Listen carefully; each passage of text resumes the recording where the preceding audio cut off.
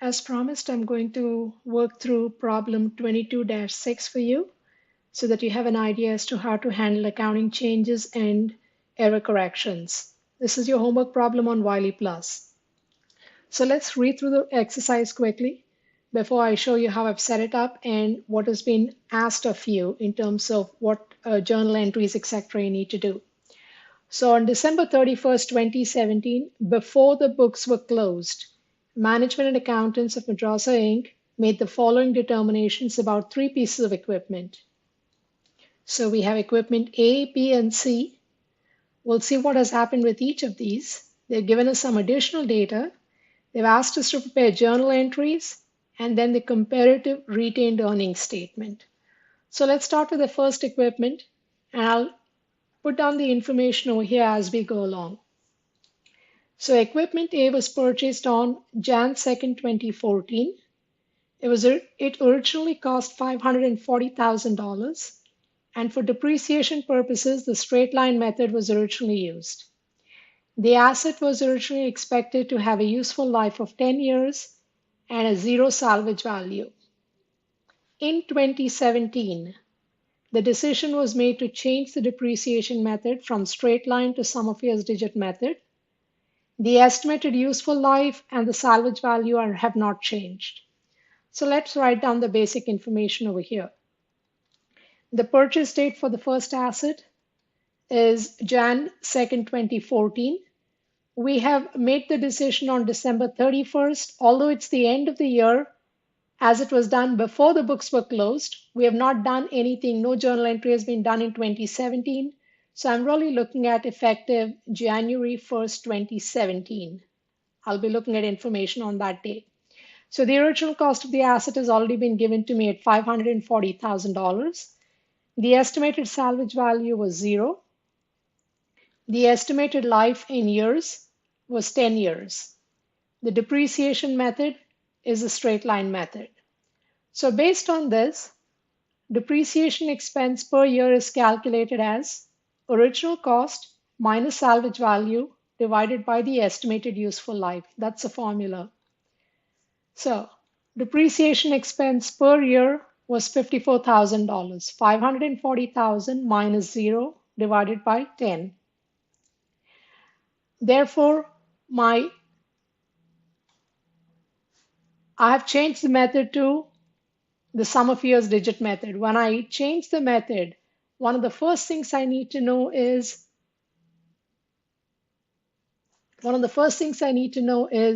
what's the accumulated depreciation as of this date. I was depreciating at the rate of $54,000 per year.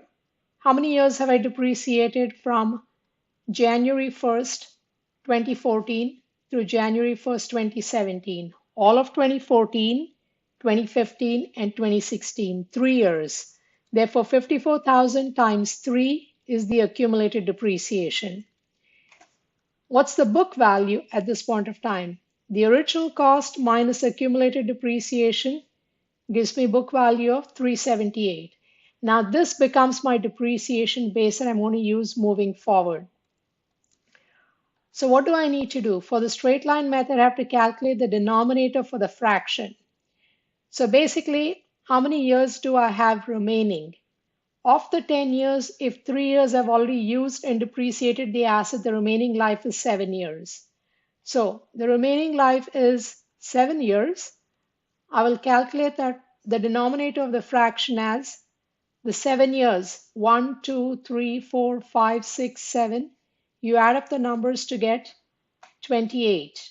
Alternatively, an easier way to do this would be n times n plus 1 divided by 2, n being the life. So 7 times 8 divided by 2 gives you the same answer of 28. Obviously, if you're going 1 through 7, it's not a big deal adding up the numbers. You can even just look at it and add up the numbers. But if you're looking at a life of 30, 40, 50 years, needless to say, is going to be cumbersome and you're going to make mistakes. The formula is an easy way of doing it.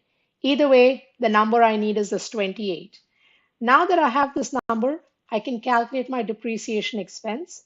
So for the year 2017, my depreciation expense will be calculated at whatever is the book value of the asset That's the depreciation base. Book value minus salvage value. Salvage value is 0. So depreciation base multiplied by 7 over 28. I showed you where I came up with the number 28. The number 7 is the remaining life at the start of this year. So if you were to ask to calculate the depreciation expense for 2018, the formula would be the depreciation base, which is original cost, actually book value, minus the salvage value, times 6 over 28, because at that point, 6 years remaining life is what we're going to have. Okay, so based on this, I've calculated my current year depreciation expense to be 94,500. So really, when we are looking at a change in method, remember a change in method for depreciation is treated as change in estimate, which means I do it for the current year and the future years. I don't go back and redo anything for the past. So I will use this number in the journal entry for the current year, which I'll show you after I look at the next two assets. So I'm done with asset 1. Let's move on to the second asset, asset B, the equipment B. We purchased this on Jan 3rd, 2013. So I'll write down the date of purchase. The original cost is 180,000. I'm using the straight line method. Salvage value is 0. Life is 15. Okay, so let me put down this information. And I'm using the straight line method. Okay, so what happened in this in 2017? We made a decision to shorten the life to 9 years. There's a total life to be 9 years. So instead of 15, we are saying that number should have been 9. And we are saying the estimated salvage value is not going to be 0, it's going to be $3,000. So we've made two changes. We made a change in depreciation, the life and the salvage value. So once again, we're going to do it in the current year and prospectively. So for that, what I need to find out is where does my asset stand as of now in terms of book value. So I first calculate the depreciation expense per year for this asset using the straight line method. The original cost minus salvage value divided by life. The asset was being depreciated at the rate of $12,000 per year. How many years have passed? This was purchased in 2013. So 2013, 14, 15, 16, 4 years. So my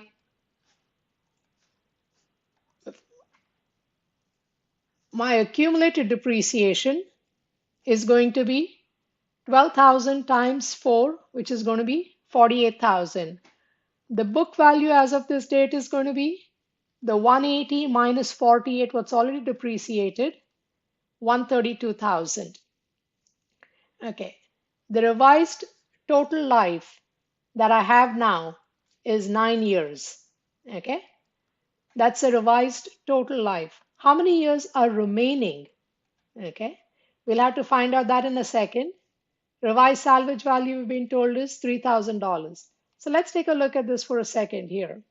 I'm going to highlight this in a different color. So revised life is 9. How many years have I already depreciated the asset? 4. So what's the remaining life of the asset? It's down to 5. Okay. So remaining life of the asset is going to be 5.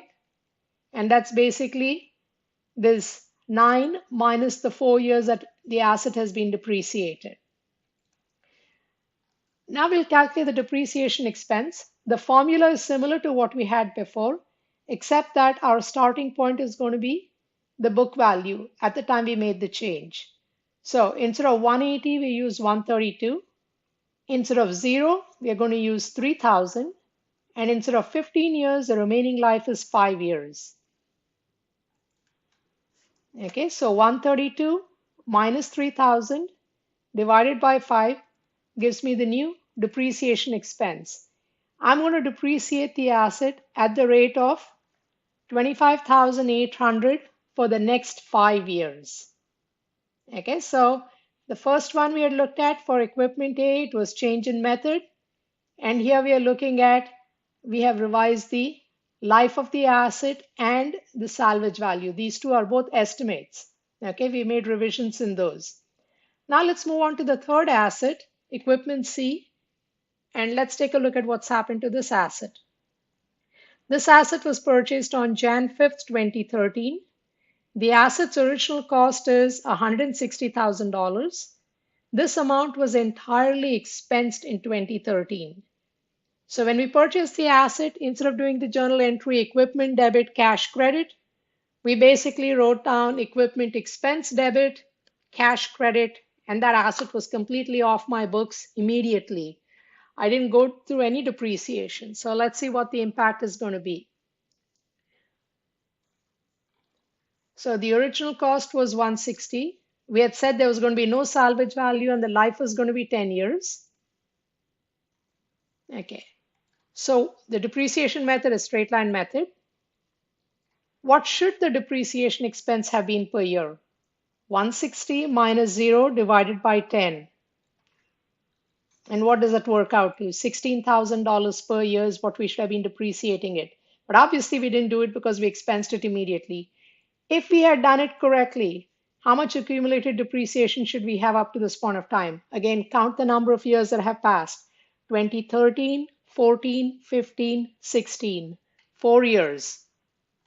So the accumulated depreciation should have been $64,000 in my books, but I don't have that in my books. So now that I have this information, I'm going to see how I'm going to set up my journal entries and what I will do with this extra information given to me. So I'm going to write that information down over here. Income in 2017 before depreciation expense is 400,000. So this is income before depreciation expense. And it would help if I change my color to something that you can see. So income before depreciation expense is $400,000. Okay. Depreciation expense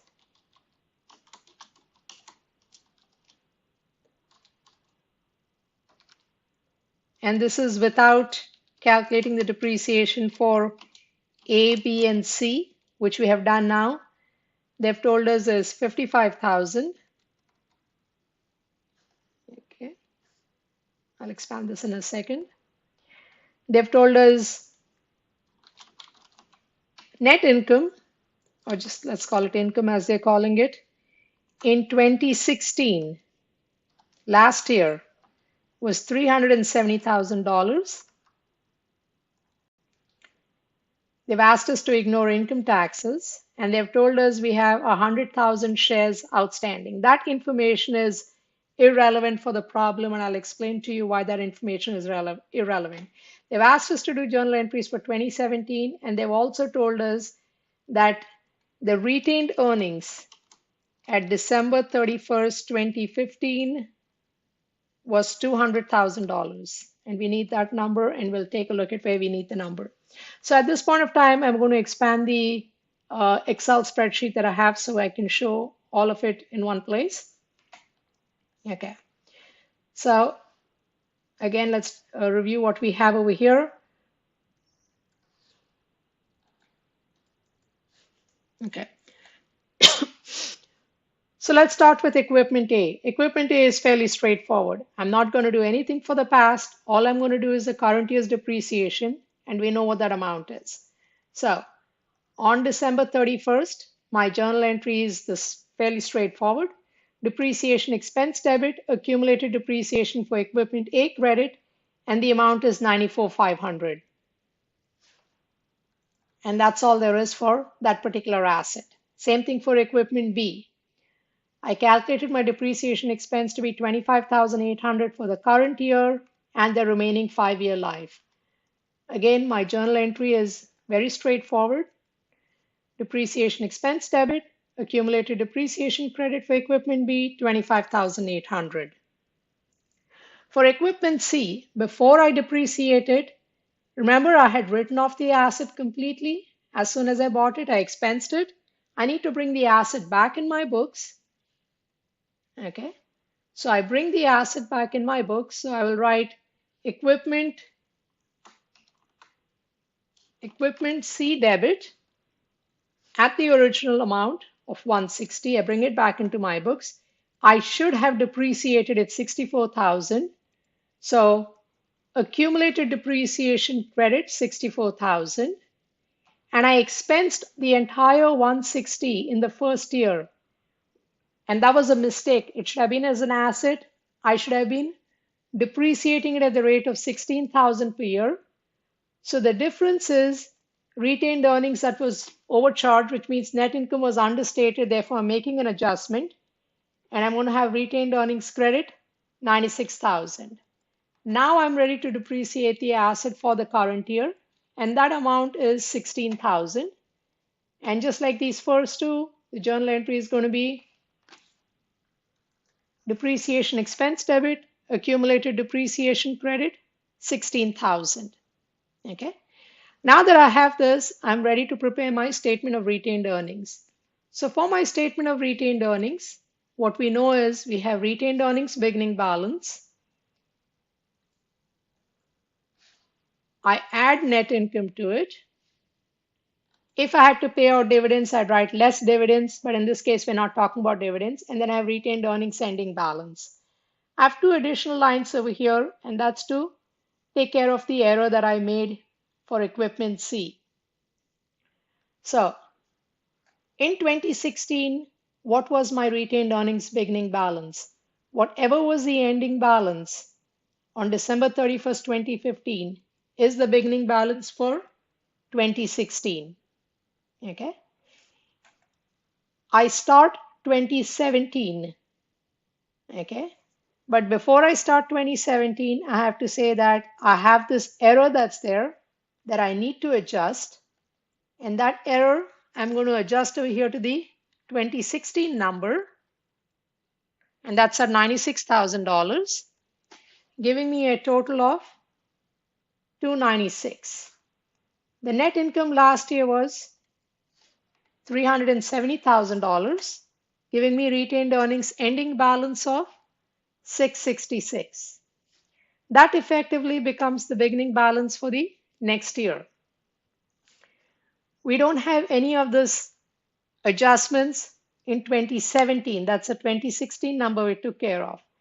So I really would not even put that up over here, but just to be consistent, I've said there are no errors. So my adjusted number, which is, it's not an adjusted number, that is just a number, is 666 over here. Now the net income for 2017, that number was not given to me directly. What I was told was income before depreciation expense is $400,000. Depreciation expense for all the other assets we have, other than equipment A, B, C, was 55,000. So 400,000 minus 55,000 minus these depreciation expense numbers. So I'm going to put these in a different color. 400,000 minus 55 minus 94,500 minus 25,800 minus 16,000. That will be the net income for the current year. You add the net income to arrive at the retained earnings ending balance. So when you're looking at the comparative statement, you're looking at an error that you made in the previous year that needs to be corrected over there before you bring it into the current, bring the numbers over into the current year. So this exercise itself is not difficult. It's just there's a lot of information. Read through the problem very carefully and see what information needs to be used and what needs to be ignored in the problem. Again, for depreciation, change in method is treated the same as change in estimate. So give your homework problem a try, and you should be good with this homework. If you have any questions, either email me or ask me before the next class.